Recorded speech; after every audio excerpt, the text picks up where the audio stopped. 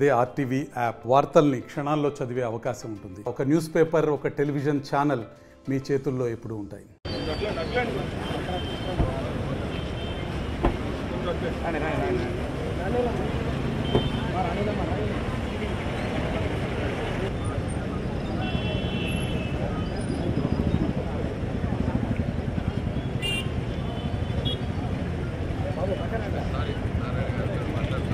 దీని గురించి మడమలని తీసుకెళ్తున్నారు.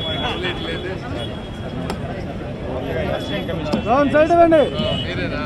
ఓకే, మీరే మాకు కావాల్సింది. మీ మినిస్టర్ గారితో అయ్యొద్దమ్మా, ప్లీజ్ వద్దొద్దు, ప్లీజ్ వద్దు. నేను అందుకు రాలేదు.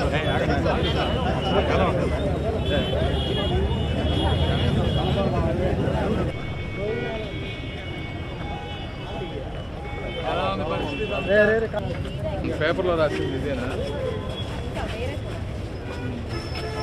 నమస్తే తల్లి, ఎట్లా ఉంది పరిస్థితి? లోకేష్ బాబు గారు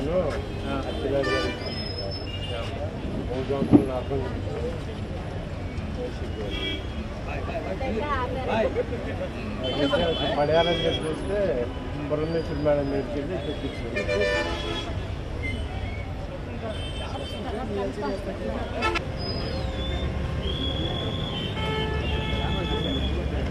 నీకు తిక్కేమైంది? చైతన్యం మానేస్తా, నీకు పిచ్చెక్కిందా? నువ్వు నీ శాలరీ తీసుకుంటూ మానేస్తావు, నా తెచ్చుకున్నారు. మేము మాట్లాడుతున్నాము, వాదన అయింది. నీ తాచుతో తాగాడా?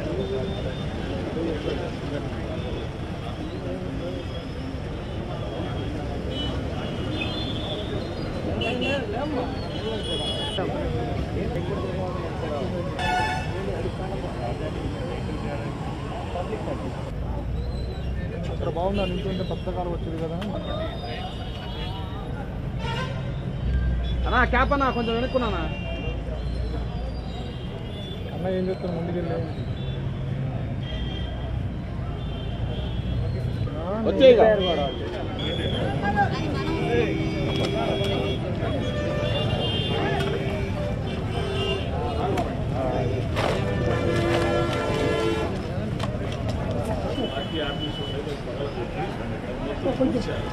దాని దెబ్బకి నీళ్ళని ఎదురుని ఫ్యాట్లోకి వస్తుంది. అది చేయిస్తే మా ఫ్యాట్లో నీళ్ళు రాదు. 30 ఏళ్ళు మాకు చుట్టూ కూడా నీళ్ళు తెలిసింది కదా, తెలియదు అసలు సమస్య. ఇది కూడా ఇది ఇస్తామన్నారే, మేము కూడా ఒప్పుకోవాలి. అంటే మీకు ఇబ్బంది కాదన్నా, కానీ ఇప్పుడు వందల కుటుంబాలన్నీ వేల కుటుంబాలకి కరెక్టే తీసేస్తే తీసేస్తానికి ఒప్పుకున్నాము. దానికి గవర్నమెంట్తో మాట్లాడేదానికి చంద్రబాబు గారు ఉన్నప్పుడు 5,75,000 నష్టపోయారు తీయమని అన్నారు. ఇంకా అక్కడి నుంచి మళ్ళీ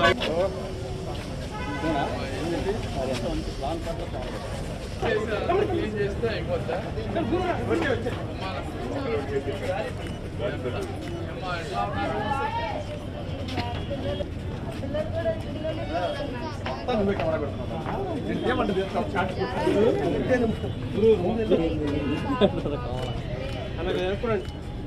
చాలా బాగా చేపిస్తాం. రోడ్లు వేయడానికి టైం పడుతుంది, కానీ చాలా బాగా చేపిస్తాం.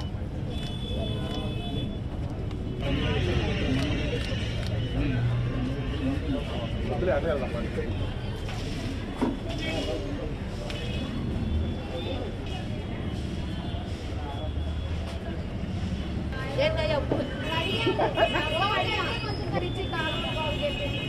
రోడ్డుకి వెళ్ళి చెప్పండి మాట.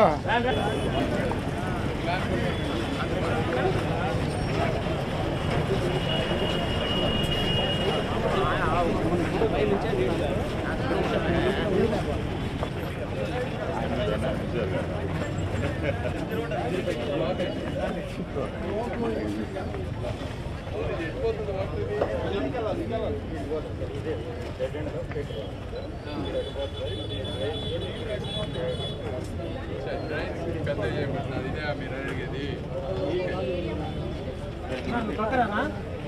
అవును, కరెక్టే. అసలు ఇవన్నీ దీని మీద వేసారు.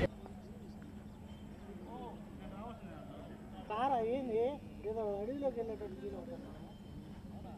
అలా రా. అరే ఓయమ్మో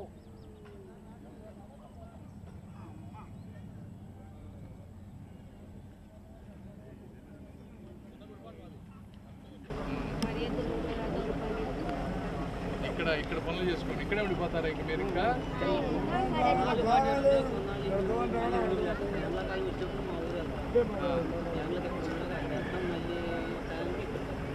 మళ్ళీ ఇక్కడికి వచ్చారు.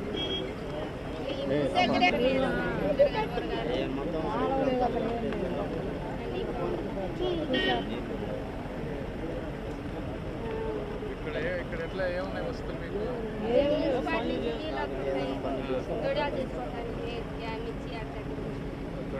ఎంత ఇస్తారు రోజుకి? రోజుకి ఎంత సంపాదిస్తారు మీరు?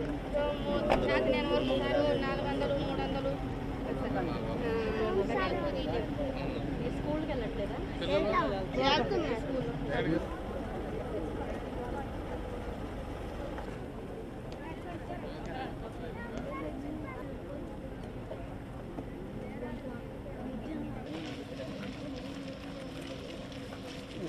షార్ట్ రా గురు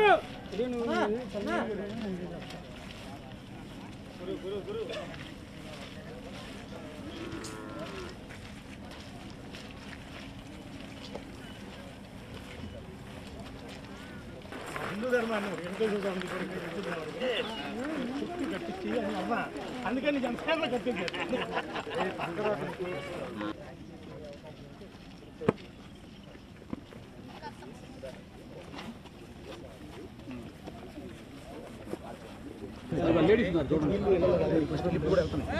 సో ఇక్కడ నుంచి ఓవర్ఫ్లో పడవలు తయారు చేసుకొని ఈ చెరువు వల్ల ఆ వాటర్ ఫ్లో దానికి ఏంటంటే పక్కన కట్టబోసేయచ్చు కదా, అది చేయడానికి అవకాశం ఉంది సార్. అది ఎండాకాలం కూడా ఇంతే ఉంటుంది. ఏరియల్ షాట్ తీసుకున్నా వాటర్ ఎక్కువ అవుతుంది అనేది కొంచెం వీళ్ళకి తీసుకోవాలి. వాటర్ వచ్చి ఇళ్ళలో వాటర్ ఇది ఎట్లా ఆరు నుంచి అక్కడ మధ్యలో మీరు 3 days రెడీగా? మా పాత్రికేయులందరికీ ధన్యవాదాలు. ఈరోజు గుంటూరు వెస్ట్ ఈ నియోజకవర్గంలో